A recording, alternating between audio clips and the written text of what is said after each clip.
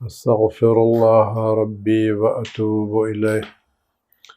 استغفر الله من كل ذنب وأتوب إليه. استغفر الله من كل ذنب وأتوب إليه. أعوذ بالله السميع العليم من الشيطان الرجيم. بسم الله الرحمن الرحيم.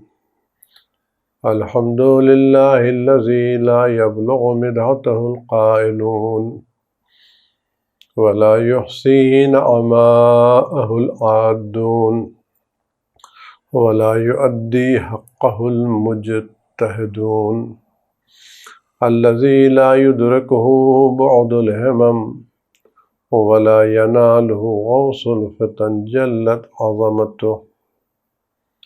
والصلاة والسلام والتحية والإكرام على البشير النذير السراج المنير الطهر الطاهر الدر الفاخر العلم الظاهر المنصور المؤيد الرسول المسدد سيدنا ونبينا بالقاسم محمد وعلى آله الطيبين الطاهرين المعصومين المظلومين الذين أذهب الله عنهم الرجس وطهرهم تطهيرا. سيما على بقية الله في العالمين وخاتم أئمة المعصومين الكهف الحسين وغياث المستر المستكين ملجأ الهاربين وعصمة المعتصمين. أرواحنا وأرواح العالمين لتراب مقدمه فداه عجل الله تعالى فرجه الشريف. واللعنة الدائمة الباقية على أعدائهم وقتلتهم بغاز حقوقهم أجمعين. اعزائي گرامی السلام علیکم ورحمۃ اللہ وبرکاتہ۔ خداوند قدوس متعال رحمان الرحیم اس مقدس مہینے میں آپ کی تمام عبادتوں کو، دعاؤں کو، قرآن کریم کی تلاوتوں کو اور وہ تمام کار خیر جو آپ نے دیے ہیں غریبوں کی مدد کرنے کو، بیواؤں میں یا اس کووڈ کے سلسلے میں جن کی آپ نے مدد کی ہے، خدا ان تمام چیزوں کو قبول فرمائے اور اس کا بہترین بہترین بہترین اجر عطا فرمائے، اور ان تمام چیزوں سے ہم سب کو اور آپ سب کو محفوظ رکھے جو نیک کاموں کو برباد کر دیتے ہیں۔ کیونکہ روایتوں میں جو چیزیں ملتی ہیں کہ نیک کام کرنا ایک الگ مسئلہ ہے اور اس نیک کام کو قیامت تک باقی رکھنا ایک الگ مسئلہ ہے۔ پر جتنے بھی آپ نے نیک کام انجام دے، خدا تمام نیک امور کو قبول فرمائے، اور جو شب قدر گزر چکی ہیں، خدا ان شب قدر میں سب سے پہلے ہمارے اور آپ کے امام کا ظہور مقدر فرمائے، اور اسی سال اس ظہور کا وقت معین ہو جائے۔ خدا ان کے ظہور کو جلد از جلد فرمائے، اور تمام رکاوٹیں جو ظہور کی راہ میں ہیں وہ رکاوٹیں خدا اس فضل و کرم سے دور فرمائے، اور ہم سب کو یہ توفیق دے کہ اپنے اعمال سے، کردار سے، ایمان سے، اخلاق سے حضرت کے ظہور کے لیے زمین ہموار کر سکیں، اور خداوند عالم ہمیں ان لوگوں میں قرار نہ دے جو ظہور میں رکاوٹوں کا سبب بنتے ہیں۔ یہ ساری پریشانیاں، یہ ساری مصیبتیں جس وقت دنیا میں آئی ہیں، انشاءاللہ ایک دن یہ حل ہوں گی اور یہ ہمیشہ نہیں رہیں گی، لیکن ہم یہ چاہتے ہیں کہ دنیا بالکل ہر طرح کی پریشانیوں سے، بیماریوں سے، بلاؤں سے، آفتوں سے دور ہو جائے۔ تو اس کا وعدہ خداوند عالم نے حضرت ولی صلوات اللہ السلام علیہ کے ظہور سے متعلق قرار دیا ہے۔ خداوند عالم جس وقت ان کے ظہور کا اعلان فرمائے گا، دنیا سے سارا ظلم، جور، ستم، بیماریاں، آفتیں، بلائیں سب دور ہو جائیں گی۔ لہذا اگر ہم نے ان مقدس راتوں میں اپنے امام کے ظہور کی دعا کی یقیناً کی ہوگی، خدا آپ سب کی دعا قبول فرمائے۔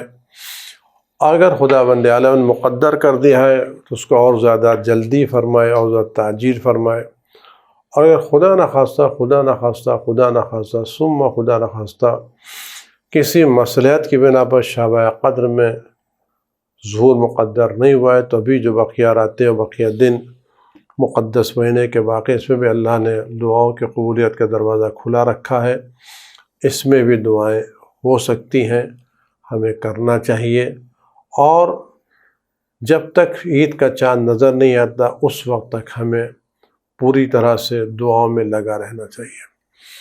عید کا تذکرہ آیا ہے تو میں بات اس کرنے سے پہلے کر رہی کہ عید آ رہی ہے، ہو سکتا ہے چاند 29 کا ہو سکتا ہے چاند 29 کا نہ ہو۔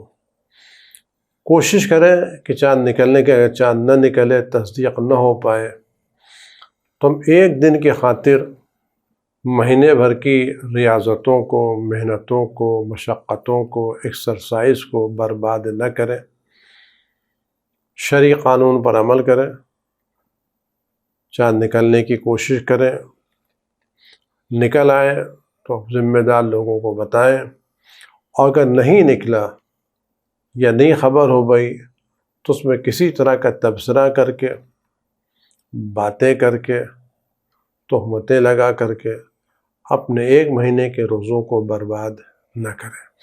جب 29 دن روزے رکھے ہیں، ایک دن اور روزہ رکھ لیں، لیکن ایک دن کا روزہ رکھنا زیادہ اچھا کام ہے۔ بنسبت اس 12 گھنٹے 14 گھنٹے کے روزے کو برداشت کرنے کے بجائے ہم پورا دن تہمتوں میں، الزامات میں گزاریں، یہ مناسب نہیں ہے، یہ ہماری تربیت کا اثر نہیں ہے۔ بہرحال جو بھی ہو، اگر 29 کا چاند ہو گیا تو جمعرات کو عید ہوگی، نہیں ہوا تو جمعے کی عید ہوگی، ایک دن کا مسئلہ ہے۔ تم ایک دن کی خاطر اپنے روزوں کو، اپنی نمازوں کو، اپنے استغفار کو برباد نہ کریں۔ خدا ہم سب کو بہترین توفیق عطا فرمائے اس کام انجام دینے کی۔ جو بات میں نے عرض کی تھی وہ یہ عرض کی تھی کہ نیکی کرنا ایک الگ مسئلہ ہے، اور اس نیکی کا قیامت تک باقی رکھنا ایک الگ مسئلہ ہے۔ روایتوں میں قرآن کریم کی آیت ہے کہ من جاء بالحسنۃ فلہ عشر امثالھا، جو نیکی لے کے آئے گا اس کو ہم اس نیکی کے بدلے میں 10 گنا ثواب دیں گے۔ قرآن کریم کی آیت کریمہ میں نیکی پر عمل کرنے کی بات نہیں ہے کہ من عمل بالحسنہ، من جاء بالحسنہ، جو نیکی کو لے کر کے آئے گا۔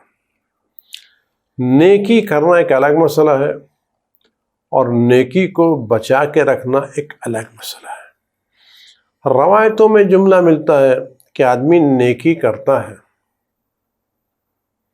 اور اس نیکی پر ثواب لکھا جاتا ہے، لیکن جب وہ اس نیکی کو عام کر دیتا ہے، دوسروں اس کا تذکرہ کر دیتا ہے، تو 1/3 ثواب کم ہو جاتا ہے۔ جب دوسری مرتبہ تذکرہ کرتا ہے تو 2/3 ثواب کم ہو جاتا ہے، اور جب اسی نیکی کا تیسری مرتبہ تذکرہ کرتا ہے تو آخری حصہ بھی تمام ہو جاتا ہے۔ لہذا نیکی کرنا ایک الگ مسئلہ ہے، اور نیکی کو جتانا، پبلک میں لانا، یہ ایک الگ مسئلہ ہے۔ ائمہ معصومین صلوات اللہ وسلم علیہ کی زندگی میں جملہ ملتا ہے کہ انہوں نے جو نیکیاں کی، خاص کر امام زین العابدین صاحب علی علیہ السلام کے بارے میں ملتا ہے کہ یہ لوگ رات کے سناٹے میں جب سب لوگ سو جاتے تھے اور کوئی نہیں ہوتا تھا، تو اپنے کاندھوں پر روٹیاں کھانے رکھ کے لے جاتے تھے اور غریبوں کے گھر پر دے کر کے چلے آتے تھے، اور کسی کو پتہ نہیں چلتا تھا یہ کھانا، یہ روٹی کس نے دی۔ یہ پتہ اس وقت چلا جب امام کا انتقال ہو گیا اور ان کی شہادت ہو گئی تو 2-3 دن جب ان کے گھروں میں روٹی نہیں آئی تو وہ یہ سوچتے تھے یہ روٹی رات میں کوئی فرشتہ ہے جو ہمارے گھروں پر لا کے ڈال دیتا ہے. پتہ چلا نہیں فرشتہ نہیں تھا، یہ امام تھے جو رات میں روٹیاں لوگوں کے گھروں تک پہنچا دیتے تھے. تو نیکی کرنا ایک الگ مسئلہ ہے اور اس نیکی کو بچا کے رکھنا ایک الگ مسئلہ ہے. شیطان کبھی ہم نے نیکی کرنے نہیں دیتا، اور اگر نیکی کر بھی لیں تو شیطان اس نیکی کو باقی رکھنے نہیں دیتا. خاص کر آج کے زمانے میں، سوشل میڈیا کے زمانے میں، ایک ایک چیزوں کو بیان کیا جاتا ہے، ایک ایک چیز کو دیا جاتا ہے. اس میں بہت سے لوگ ہیں، میں آپ سے کیا عرض کروں، کیا کہتے ہیں، کچھ ایسے لوگ ہیں جنہوں نے ڈونیشن دی ہے. میں نے 2-3 لوگوں سے بات کی کہ بھئی آپ کسی کو راشن دے رہے ہیں، اچھا کام کر رہے ہیں، عمدہ کام کر رہے ہیں، لیکن اس کی جو تصویریں چھپ رہی ہیں وہ بھی تو اس کی آبرو ہے. یا آپ نے راشن 2,000 کا دیا، 5,000 کا دیا، 10,000 کا دیا، لیکن اس غریب کی جو تصویر چھپی، کیا اس کی آبرو اسی 10,000 روپے کے لائق تھی؟ یہ ساتھ ہے. تو ان کا جواب ہوتا ہے کہ مولانا ہمیں اچھا نہیں لگتا، لیکن ہمارے ڈونر ہم سے تصویریں مانگتے ہیں، ہمیں ڈونر کی خاطر تصویریں لے کے دینا پڑتی ہیں. اب یعنی اس کا مطلب ہے کہ آج ڈونر بقیہ لوگوں اتنے مشکوک ہو چکے ہیں کہ وہ بغیر تصویروں کو سکون ملنے والا نہیں. بہرحال میری گزارش ہے اور تمنا ہے کہ مبارک مہینے میں جن لوگوں نے بھی نیکی انجام دی ہیں، خدا ان کی نیکیوں کا 10 گنا کی بجائے 1000 گنا ثواب دے، اور کہ یہ ساری نیکیاں میدان قیامت میں کام آئیں اور میدان قیامت کی سختیوں سے نجات دلائیں.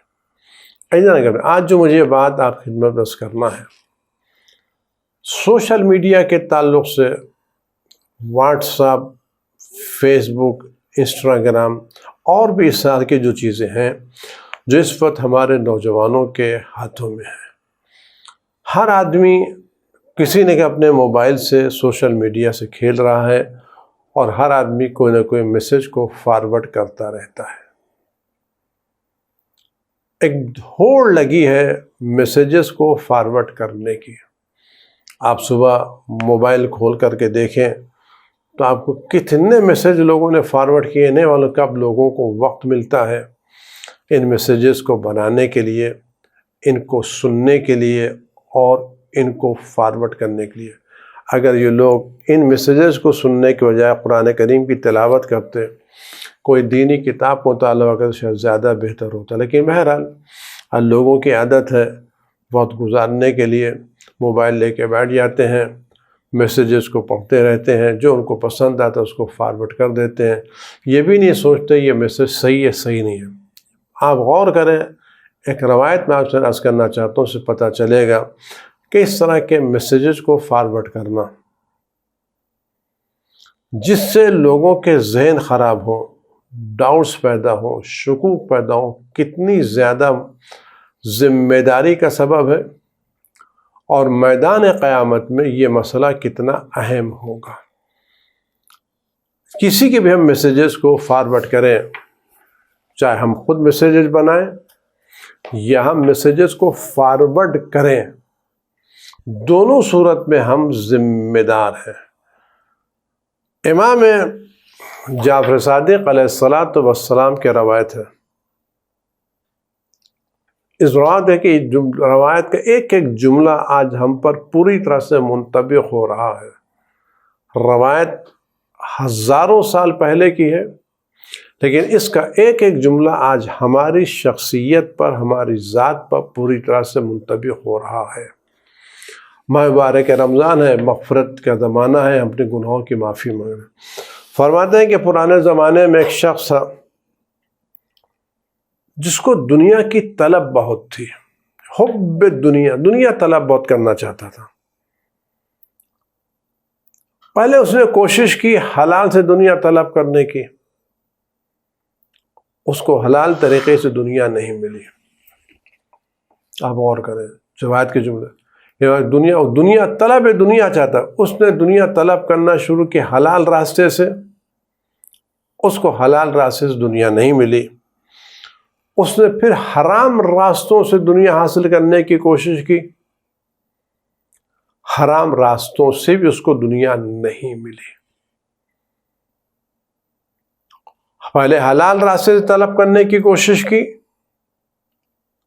اور جب حلال راستے سے دنیا نہیں ملی تو حرام راستے کا اختیار کیا اور اس راستے سے دنیا حاصل کرنے کی کوشش کی، پھر حرام راستے سے دنیا نہیں ملی. فاتحہ الشیطان، اس دنیا طلب کے پاس، جس کے دل میں دنیا کا محبت، شیطان اس کے پاس ہے. اسے الا ادلک علی شیء، میں تمہیں کوئی ایسی چیز نہ بتاؤں جس سے تمہاری دنیا بھی بہت وسیع ہو جائے اور تمہارے چاہنے والوں کے، پیروکاروں کے، تمہارے ماننے والوں کی تعداد بھی بڑھ جائے. اس نے دنیا طلب کی، حلال سے نہیں ملی، حرام سے طلب کی نہیں ملی. شیطان اس کے بعد کہا میں تمہیں ایک ایسا راستہ بتاتا ہوں، ایک ایسی چیز بتاتا ہوں کہ تمہیں دنیا بھی مل جائے گی اور تمہارے چاہنے والوں کی، تمہارے فالوور کی تعداد بھی بڑھ جائے گی. فقال بلا، کہ اس سے بہتر کیا جائے؟ کیا تب تد دین بتدون، تم کوئی دین میں ایک نئی چیز ایجاد کرو، دین میں ایک نئی چیز ایجاد کرو، لوگوں کو اس کی طرف دعوت دو. آپ غور کریں، دین میں ایک نئی بدعت ایجاد کرو، ایک نئی چیز ایجاد کرو اور اس چیز سے لوگوں کو دعوت دو. اس نے شروع کر دی، ایک نئی چیز شروع کر دی. فاستجاب له الناس، لوگوں نے اس کی باتوں کو قبول کیا. وَأَطَاعُهُ، ہوا اطاعت کی. آپ دیکھ، جب بھی کوئی آدمی نئی چیز پیش کرتا ہے، کوئی نیا واٹس ایپ پر کیسی نئی نئی باتیں لوگ لے کے آتے ہیں، نئی نئی چیزیں لے کے آتے ہیں، نئے نئے اعتراضات لے کے آتے ہیں، نئی نئی باتیں لے کے آتے ہیں. آپ غور تو کریں، جس کو پرانے علماء نے نقل نہیں کیا، نئی نئی چیزیں لے کر کے لوگ آ رہے ہیں. ایک بھوڑ لگی، آپ جا کے کہتے ہیں، تو لوگوں نے اس کی باتوں کو قبول کیا، اطاعت کی. وہ اصحاب تو دنیا مل گئی قاعدے سے. جب اس کو پوری دنیا مل گئی، چاہنے والوں کی تعداد کافی بڑھ گئی، ایک دوسرے سے سوچا میں نے یہ دین کیا ایجاد کیا، یہ بدعت کیا ایجاد کی، نئی چیز کیا ایجاد کی، اور میں نے اس نئی چیز سے لوگوں کو دعوتیں دی ہیں، لوگوں کو بلایا ہے. اب میری توبہ نہیں ہے، مجھے اب یعنی یہ جو میں نے ایجاد کی ہیں، لوگوں کو اس طرح بلایا ہے، لوگوں کے ذہن کو، دین کو، ایمان کو خراب کیا ہے، اب میری توبہ نہیں ہوگی. مگر یہ کہ جن لوگوں، اب آپ غور کریں، اب میری توبہ قبول ہونے والی نہیں، مگر یہ کہ جن لوگوں کو میں نے اس نئی بات کی طرف دعوت دی، ان کو وہاں سے واپس لے کر کے آؤں. جملہ غور کریں کہ امام کی روایت ہے، بڑی حساس روایت ہے، ہم سب کے لیے بہت ہی فکر کے لمحے کی روایت ہے. کہ میری توبہ نہیں، مگر یہ کہ میں نے جن لوگوں کی اس نئی بات کی طرف، اس بدعت کی دعوت دی ہے، میں ان لوگوں کو واپس لے کے آؤں جہاں سے شروع کیا تھا. اس نے اپنے اصحاب کو بلایا، اپنے چاہنے والوں کو بلایا، اپنے فالوورز کو بلایا، اور کہا کہ دیکھو اب تک جو میں نے جو باتیں تم سے بتائی تھیں، ان الذی دعوتکم الیہ باطل، جو میں نے تم کو دعوت دی تھی سب باطل ہے، بیکار ہے، بے بنیاد چیزیں میں نے تم کو بتائی تھیں. میں نے ایک بدعت ایجاد کی، اس کا کوئی تعلق دین سے، میں نے جو باتیں ایجاد کی تھی وہ نئی چیزیں تھیں، اس کا کوئی تعلق دین سے نہیں ہے، اور جو باتیں باطل تھیں، بیکار تھیں، تم واپس آؤ. یقولون، چاہنے والے کیا کریں گے؟ جو آپ بات کرے تو وہی حق تھی. اب آپ کو اپنے دین کے بارے میں شک ہو رہا ہے. دیکھیے بات کہاں تک، اس نے بات ایجاد کی، لوگوں کے ذہنوں میں بات ڈال دی. اب اس کے حساب سے میں نے غلطی کی، مجھ سے اشتباہ کیا، میں نے کیا کیا، لوگوں کے ذہن کو خراب کر دیا. اب اس نے لوگوں کو بلایا کہ میں نے جو باتیں بیان کی تھی، جو میں نے تم سے کہیں باتیں غلط تھیں، باطل تھیں، وہ باتیں صحیح نہیں تھیں، ان سے واپس آ جاؤ، میں توبہ کرتا ہوں. کہ نہیں. فالوور نے چاہنے کہا کہ اب چاہنے والوں کے ہاتھ میں گیند ہے کہ نہیں، جو باتیں اب تک آپ نے بیان کی وہ حق تھی، اب آپ کو اپنے دین کے بارے میں شک ہو رہا ہے، اب آپ کو دین کے بارے میں شک ہو رہا ہے اور آپ اس سے واپس آ رہے ہیں۔ لوگ واپس نہیں آئے، اس نے کوشش کی۔ دیکھیں، کسی کے ذہن میں شبہ ایجاد کرنا ایک مسئلہ ہے، لیکن شبہ ذہن میں چلا جائے نکال لینا آپ کے بس کی بات نہیں ہے۔ وہ کہتے ہیں جناب آپ اشتباہ کر رہے ہیں، آپ صحیح ہیں، آپ کو اشتباہ ہو رہا ہے، آپ کی باتیں درست ہیں، آپ صحیح تھے، جو باتیں آپ بتائیں سب صحیح تھے۔ کہا کہ لوگ میری بات قبول کرنے کے تیار نہیں ہیں، اب رائے حق پر واپس آنے کے تیار نہیں ہیں، تو کیا اس نے کیا ایک کھمبا گاڑا اور کھمبا گاڑ کر کے اپنے کو اس کے رسی میں باندھا۔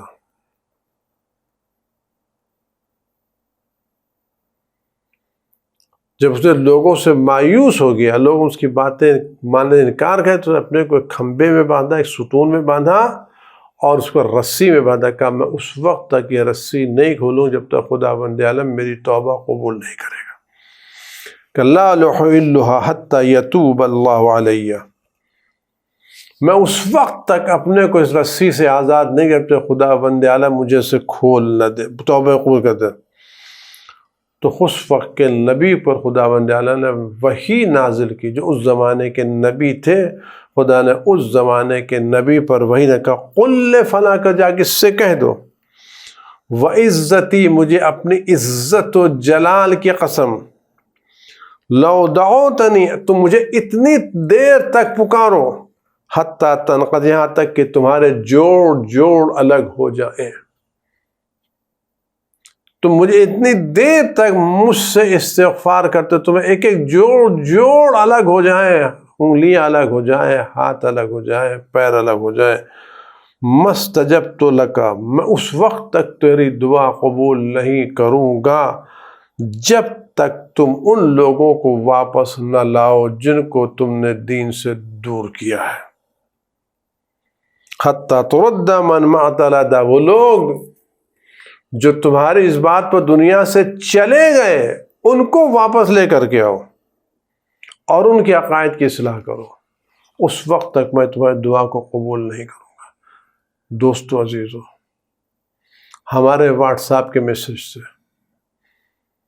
اگر کسی کے ذہن میں کوئی کھٹکا آ گیا، کوئی شک آ گیا، ہم کو تو نہیں پتا یہ واٹس ایپ کا میسج کہاں کہاں تک پہنچا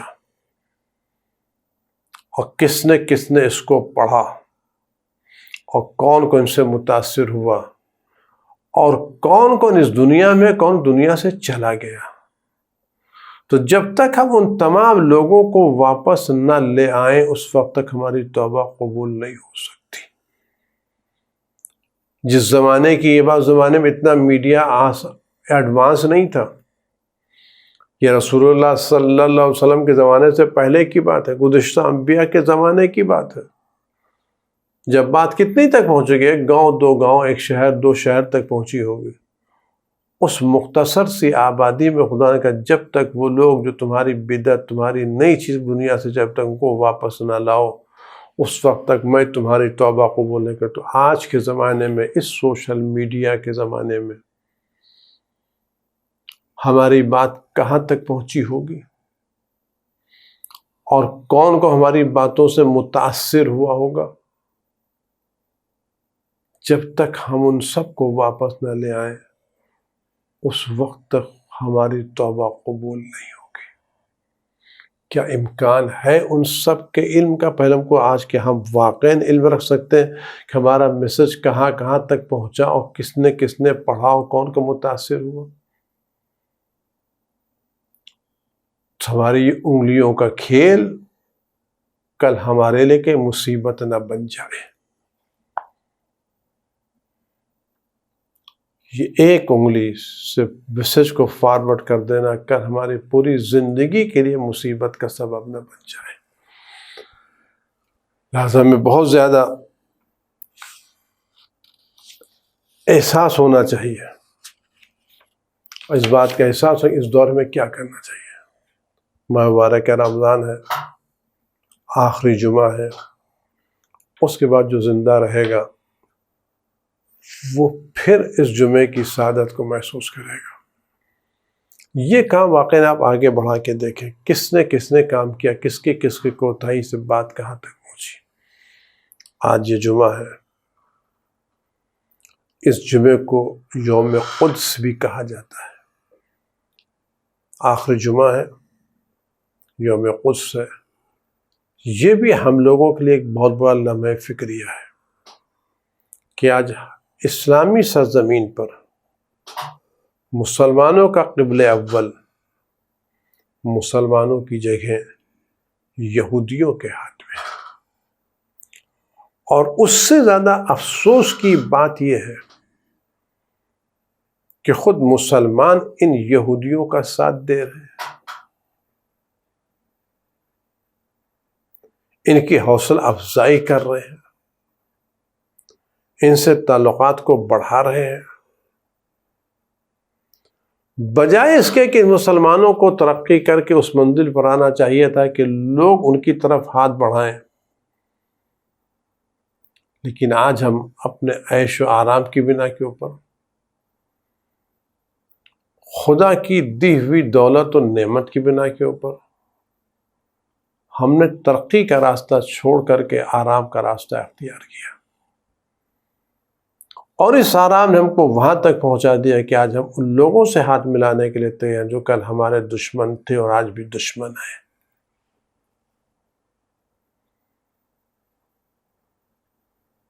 مرجع وقت آیت العظمیٰ آغا سستانی مدظل العالی نے پاپ سے کہا تھا کہ امن و امان برقرار کے ایک راستہ یہ ہے کہ اس فلسطین کی زمین کا بھی فیصلہ ہونا چاہیے جس پر یہودیوں نے قبضہ کر رکھا ہے۔ امن صرف ایک جگہ نہیں ہوگا۔ کیوں فلسطینیوں کو ان کے حق سے محروم کیا گیا؟ کیوں ایک بستی نہ کے بسائی گئی؟ کیوں ایک سرطان، ایک کینسر کو انسانی وجود میں عرب دنیا میں رکھا گیا؟ یہ سب کیا ہے؟ آج ان لوگوں نے علمی دنیا میں ترقی کر کے سب کو اپنا مرہون منت بنا لیا ہے، اور وہ اسلام جس کی ابتدا علم سے ہوئی تھی اور جس نے علم پر زیادہ زور دیا تھا، آج ہم مسلمانوں نے اپنے کو علم سے پیچھے رکھ کے اپنے دشمنوں کو اپنے پر مسلط کر لیا ہے۔ ہم کو مسائل میں الجھا دیا گیا ہے اور ہم مسائل میں الجھ کر کے رہ گئے ہیں۔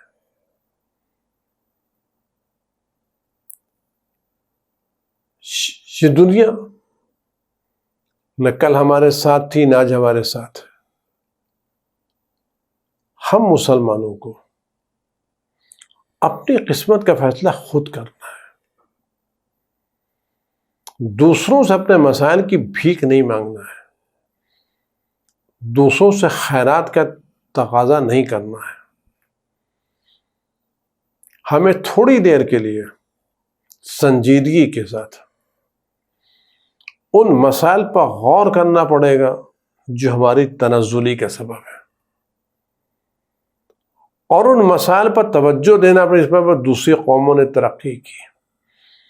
اس دنیا میں ترقی یافتہ قومیں بھی موجود ہیں اور غیر ترقی یافتہ قومیں بھی موجود ہیں۔ سنت الہی ہے کہ کس چیز سے انہوں نے ترقی کی اور کس بنا پر ہم نے تنزع اختیار کی۔ ان کی ترقی سنجیدگی سے کام کرنا، محنت کرنا، علم پر زور دینا، تعلیم پر توجہ دینا اور آگے بڑھنے کی کوشش کرنا۔ خرابیاں ہیں، میں نہیں کہتا خرابیاں ہیں، بہت خرابیاں ہیں، لیکن سنجیدگی سے کام کرنا، کاہلی کو دور کر دینا، ایجوکیشن کے لیول کو، معیار کو آگے بڑھانا، اور اس میں باقاعدہ فنکار ماہرین تیار کرنا اور ان ماہرین پر سرمایہ گزاری کرنا،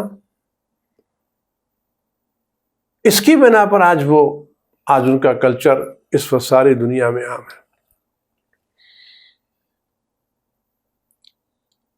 آج ہم اسلام جس کے پاس بہترین میراث ہے اخلاق کی، علم کی، ترقی کی، ساری انسانیت کے علاج کا بہترین علاج اسلام کے پاس موجود ہے، لیکن ہماری سستی نے، ہماری کاہلی نے، ہمارے اختلافات نے، یا صحیح مسائل پر ہماری عدم توجہ نے ہمیں ترقی کے راستے سے روک دیا ہے۔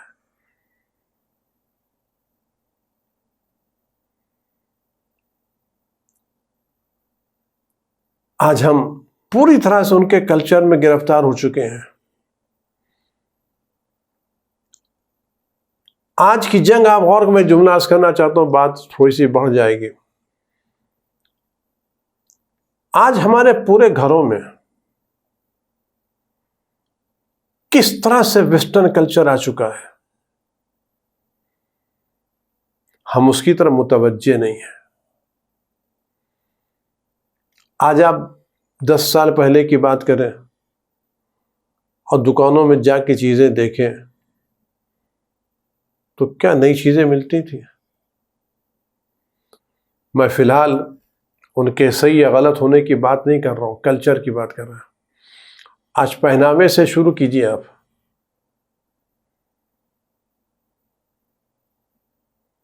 پینٹ شرٹ ٹراؤزر سے شروع کیجیے، کھانے پینے کی چیزوں تک آئیے، گھر کے رہن سہن تک آئیے، ان سب میں کس کا کلچر ہے؟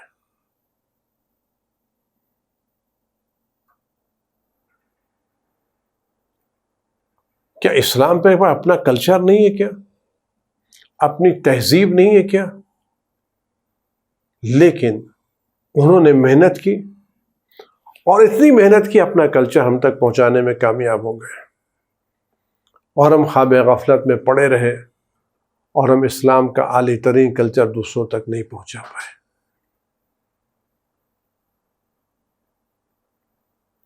میں کپڑے کا مخالف نہیں ہوں، لباس کا مخالف نہیں ہوں، لیکن طرز بھی ایک چیز ہوتی ہے، انداز بھی ایک چیز ہوتا ہے، مسائل بھی ایک الگ چیز ہوتے ہیں۔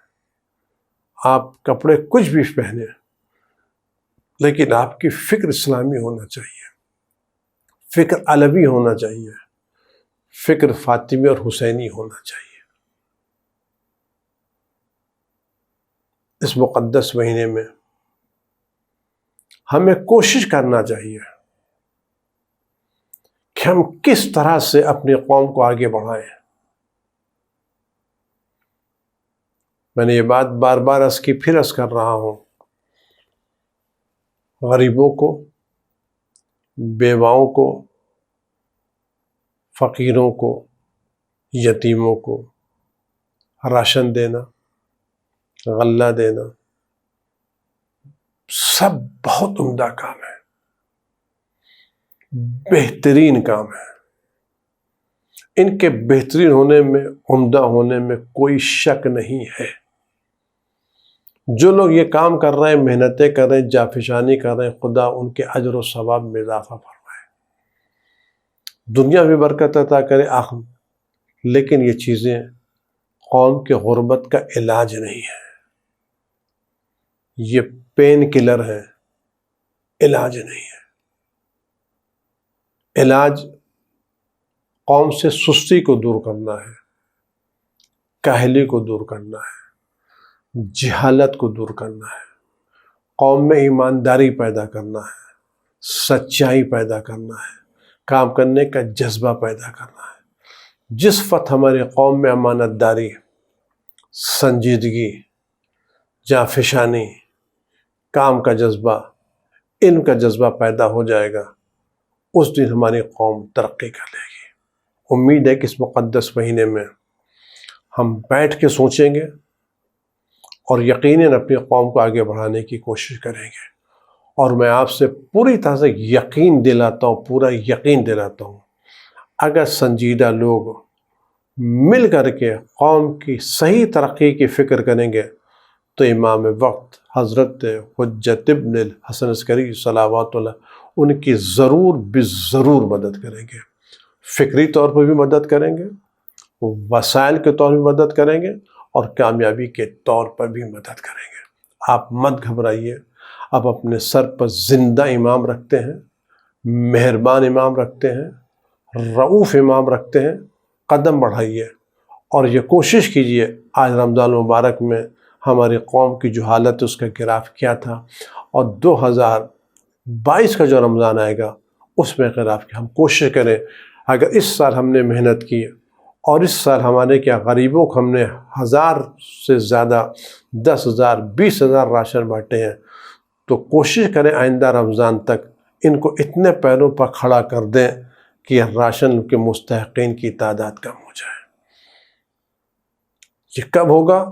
جب ہم صحیح ڈائریکشن پر کام کریں گے اور اپنے امام وقت سے مدد مانگنے سے کام کریں گے۔ آپ مت گھبرائیے، آپ یتیم نہیں ہیں، لاوارث نہیں ہیں، آپ نے سر پر امام وقت رکھتے ہیں، آپ سنجیدگی سے ان سے درخواست کریں گے، وہ یقیناً آپ کی مدد کریں گے، فکری طور پر بھی، رہنمائی کے طور پر بھی، اور وسائل کے فراہم۔ خدا آپ کے تمام روزوں کو، عبادتوں کو، قرآن کی تلاوتوں کو قبول فرمائے، اور اس سال کی عیدی ہمارے امام وقت کا ظہور قرار فرمائے۔ والسلام علیکم ورحمۃ اللہ وبرکاتہ۔